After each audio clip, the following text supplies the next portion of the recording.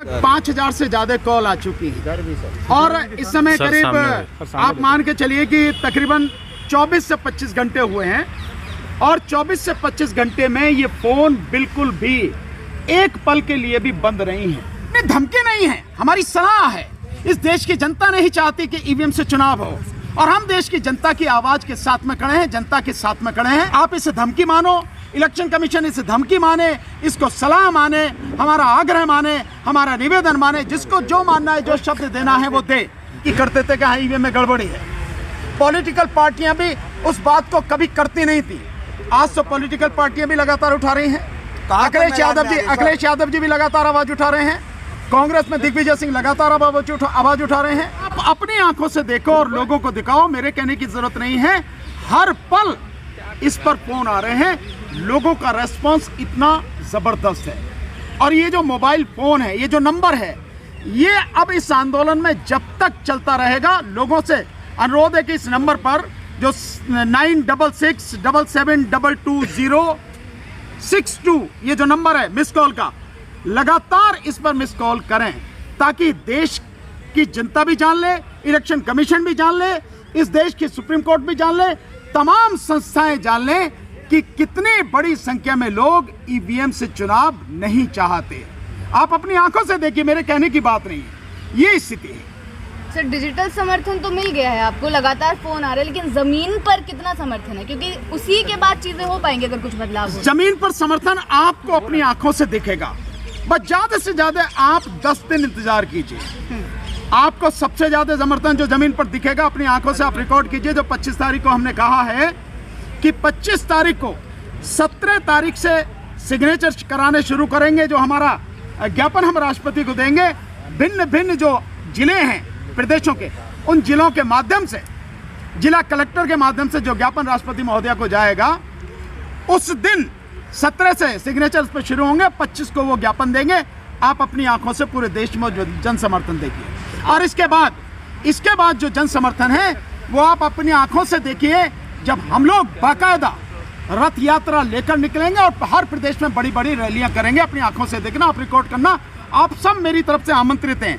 आप और आपके अलावा जितने भी सोशल मीडिया के साथी इस देश भर में हैं, सभी को मैं आमंत्रित करता हूं, अपनी आंखों से देखो और इस देश के इलेक्शन कमीशन को दिखाओ, इस देश की सुप्रीम कोर्ट को दिखाओ और इस देश की जनता को दिखाओ कि जनता कितनी बड़ी संख्या में ईवीएम के खिलाफ सड़क पर उतर चुकी है। अभी आप प्रेस कॉन्फ्रेंस में कह रहे थे कि 3 मतलब जो चुनाव नहीं होने देंगे ईवीएम से, तो ऐसा लग रहा था कहीं ना कहीं आप धमकी दे रहे चुनाव आयोग को। नहीं, धमकी नहीं है, हमारी सलाह है।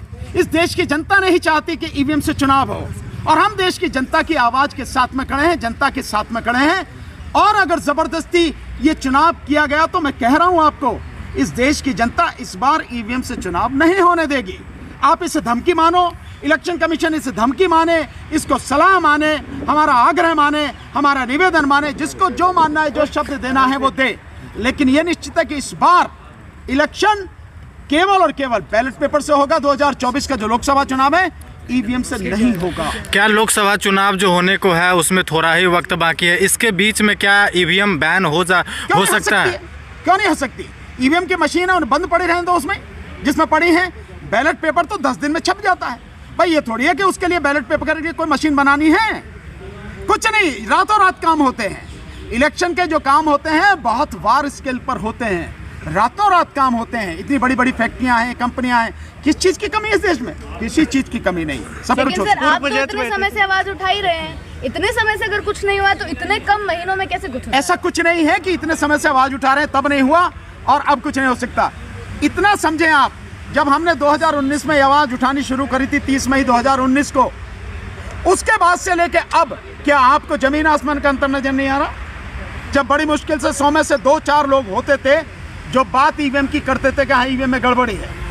पॉलिटिकल पार्टियां भी उस बात को कभी करती नहीं थी, आज तो पॉलिटिकल पार्टियां भी लगातार उठा रही हैं।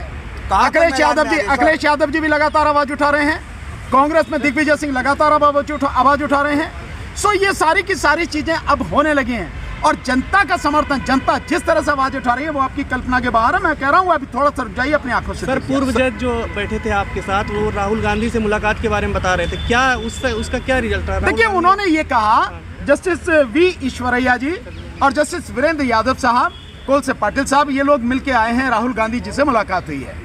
इन्होंने बहुत सीधा से कहा कि भाई ईवीएम को हटाने के लिए या तो आप खुद मैदान में आओ, और नहीं तो जो लोग आंदोलन कर रहे हैं आप उनके साथ अपने समर्थक भेजो, कुछ तो आपको करना पड़ेगा जी। और अगर ईवीएम से चुनाव इस बार हो गया तो आपके पास बचेगा नहीं कुछ भी। इन्होंने बहुत स्पष्ट रूप से राहुल गांधी जी से कहा है।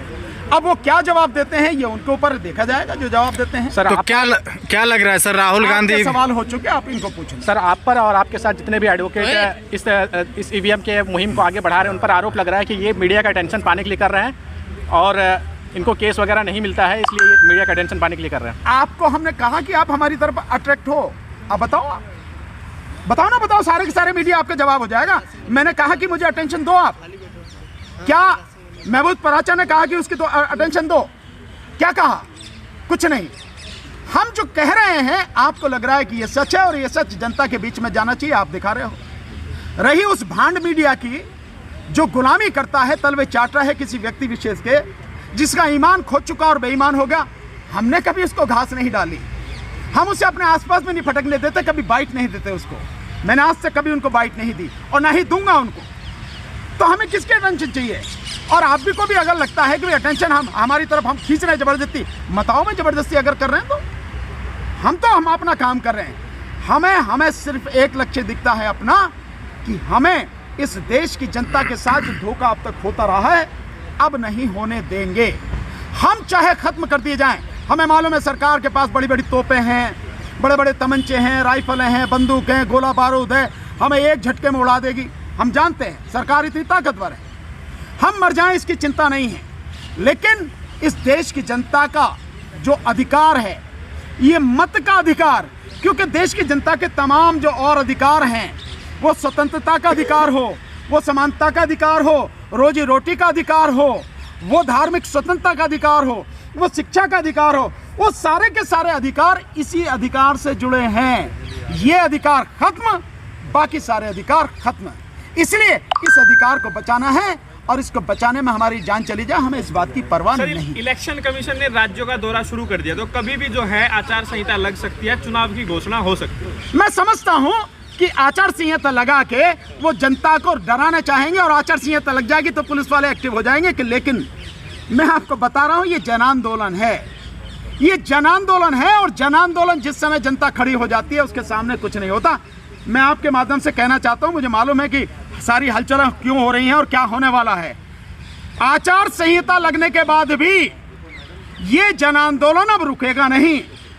और अगर जिद पर अड़ा है इलेक्शन कमीशन और जिद पर अड़ी है सरकार, और जैसे लूट मचाती रही है अब तक उसकी वोटों की, जनता की वोटों की, वो इस बार भी करना चाहती है। मैं जानता हूं वो करने की पूरी कोशिश करेंगे। इस बार हम होने नहीं देंगे, चाहे कुछ भी हो जाए। हम भी यही हैं और बाकी भी यही हैं।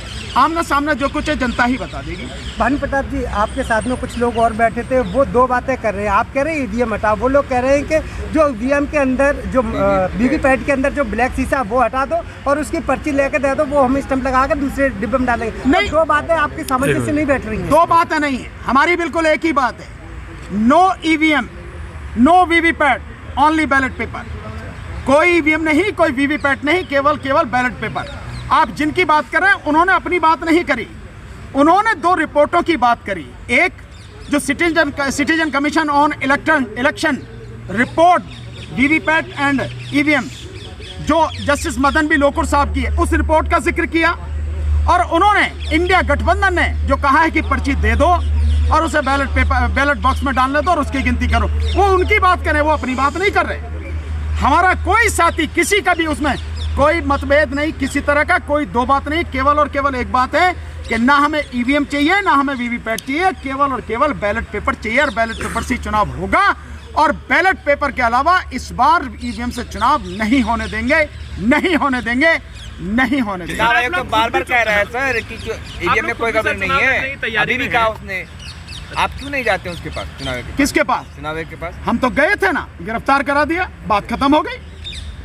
लेकिन वो तो आमंत्रित कर रहा है। कौन आमंत्रित कर रहा है? तुम्हारे पास नोटा आया, मेरे पास तो नहीं आया नोटा। गड़बड़ी नहीं है ईवीएम में। काहे की?